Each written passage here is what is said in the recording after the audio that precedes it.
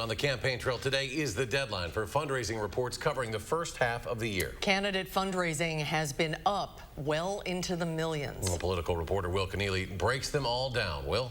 That's right. So we're looking at the numbers here for the first 6 months of 2022, which can be a relatively good marker for when the campaign started in earnest. The top line numbers for the governor's race here. According to the Evers campaign, the incumbent governor has raised $10.1 million in the first 6 months. And that includes a $4.2 million donation from the state Democratic Party, according to reporting from WisPolitics.com.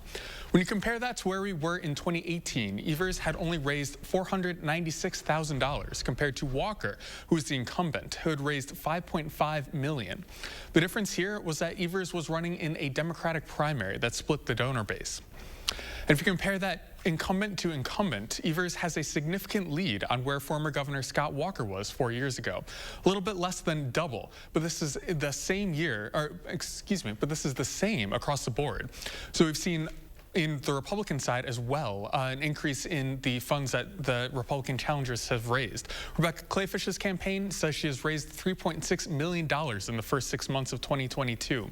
That's relatively close to where Walker was 4 years ago, especially considering that she also is running in the Republican primary like Evers was 4 years ago. Tim Ramthun, also running as a Republican, has raised $173,000 in the first 6 months. There's another major Republican, Tim Michels, running. He's the one who's been endorsed by Donald Trump and Tommy Thompson. As of this afternoon, we still don't know his fundraising numbers yet.